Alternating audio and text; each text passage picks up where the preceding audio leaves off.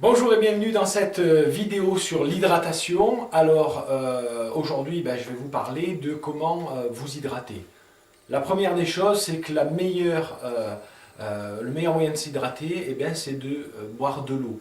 Notre corps est constitué à 80% d'eau. Quand on manque d'eau, quand on perd 2% de son poids en eau, les performances sportives baissent de à peu près 20%.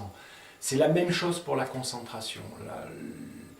L'hydratation est un des points clés pour être concentré, plein d'énergie, pour éliminer les toxines. Souvenez-vous que finalement, ce qui nous pompe le plus d'énergie, ce sont les toxines et les déchets de notre organisme, de nos cellules, de notre digestion. Et donc pour ça, on a besoin de les éliminer.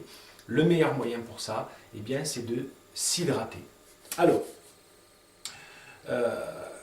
pour boire, les quantités d'eau qu'on a besoin d'ingurgiter dépendent de notre poids essentiellement et de notre activité. C'est sûr que si vous faites du sport, que vous êtes en extérieur, etc., vous avez besoin de plus d'eau que si vous êtes à l'intérieur à une température constante. D'accord ? Même si, en fait, la température n'a pas tant d'importance que ça sur nos besoins en eau, puisqu'en fait, quand il fait chaud, on a besoin d'eau, mais quand il fait très froid aussi, on se dessèche énormément. Quand il fait du vent, on se dessèche. Donc c'est plutôt en fonction de notre poids.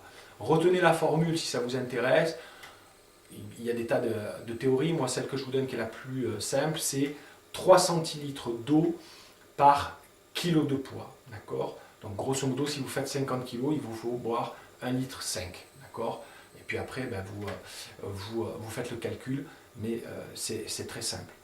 Ça, c'est ce qu'il faut boire pour équilibrer votre corps. Si vous faites plus d'activité, il faut être un petit peu plus pendant l'activité, buvez régulièrement. Alors quels sont les conseils que je vous donne? D'abord des petits conseils simples, évidents et basiques. Mais pour boire 1,5 litre à 2 litres d'eau par jour, le mieux c'est de commencer le matin au réveil. Vous avez finalement pendant toute la nuit, vous n'avez pas bu, vous êtes déshydraté, buvez 2 grands verres d'eau tout de suite, à jeun, d'accord? Vous allez réhydrater votre corps, vous allez équilibrer votre pH, donc 2 grands verres d'eau tout de suite. Au début, c'est pas évident, mais c'est comme la musculation, c'est avec l'habitude que ça vient, et ça va vous permettre d'être bien hydraté tout de suite.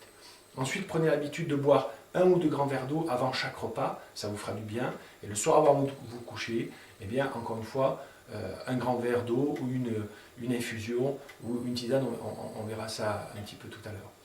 Dans la journée, l'idéal, c'est trimballez-vous toujours avec une bouteille. Moi, j'ai toujours une bouteille au bureau, une bouteille dans la voiture. Et donc, chaque fois que j'y pense, je bois. D'accord ? Et encore une fois, vous allez voir que ça va vous aider à éliminer beaucoup de choses, à vous sentir mieux, plein d'énergie. Quoi dire sur la qualité de l'eau? Honnêtement, sauf cas particulier et à voir avec votre médecin, bien sûr, mais je ne pense pas qu'il soit nécessaire de boire des bouteilles d'eau minérale. La qualité de l'eau en France est très bonne du robinet, ça suffit largement. Il vaut mieux boire souvent, régulièrement, ça c'est bien, mais la qualité est très bonne. Ponctuellement, si vous avez un besoin en magnésium, vous pouvez boire de l'épar ou des choses comme ça, mais personnellement, moins vous utilisez de bouteilles plastiques, mieux c'est. Vous pouvez utiliser les systèmes de filtrage, c'est pas une mauvaise chose, d'accord, mais pensez à réoxygéner l'eau en la fouettant un petit peu derrière. Enfin, un dernier moyen d'hydratation simple et évident, c'est le chaud, c'est-à-dire les infusions, les tisanes, éventuellement le thé vert. Faites attention avec le thé vert parce que comme tout les thés, il a tendance à empêcher le fer de se fixer, donc d'affaiblir un peu vos globules rouges. Mais sinon, infusion et tisane, c'est une très bonne idée. Il y en a de très bonnes dans les magasins bio ou autres, pour boire régulièrement, si c'est plus agréable que l'eau, d'accord. Évidemment, moins vous additionnez de sucre, mieux c'est. Donc essayez de prendre des choses un petit peu douces qui vous demandent de ne pas rajouter de l'eau. Le dernier point que je veux dire sur l'hydratation qui est très très importante, c'est qu'en fait, si vous buvez toute la journée, très vite vous allez avoir l'estomac gonflé et avoir un peu un écœurement. C'est très difficile en fait de s'hydrater suffisamment.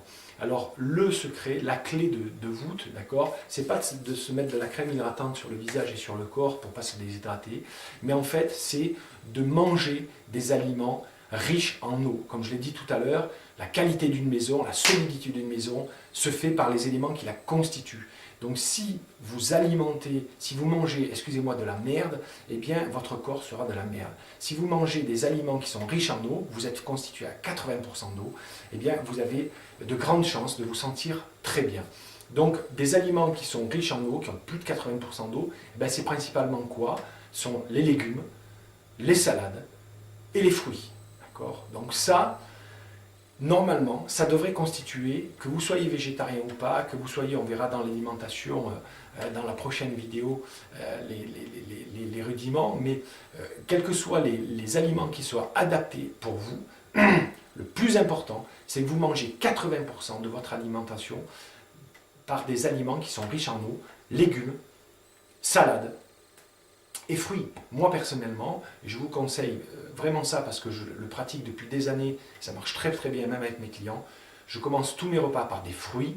J'ai à tous les repas, sauf le petit déjeuner bien sûr, mais le midi et le soir, je mange de la salade ou éventuellement des soupes, d'accord? Plus des légumes qui accompagnent un plat. Donc ça, c'est une alimentation qui va déjà poser les bonnes bases. Sachez que les aliments qui sont riches en eau contiennent souvent des fibres, comme les fruits, les légumes et la salade, d'accord, contiennent des fibres. Donc eau plus fibres égale que ça va vous rassasier au niveau alimentaire et donc vous allez avoir moins faim. Donc je vous incite véritablement à adopter ces attitudes-là. Donc notez bien les quelques astuces que je vous ai données pour les mettre en place dans votre quotidien et augmenter sur une échelle de 1 à 10 votre taux d'hydratation selon vous. D'accord? Ça, c'est très important. Faites-vous un petit plan d'action et pendant 10 jours, adoptez une des nouvelles habitudes que je vous propose, là pour l'hydratation, pour l'oxygénation et pour l'alimentation. Faites ça pendant 10 jours. Si vous voyez un résultat significatif, adoptez ce changement. Si au bout de 10 jours, vous ne voyez pas de résultat significatif, peut-être que ça sera l'occasion d'échanger lors de nos téléconférences. Je vous souhaite une bonne journée et à bientôt.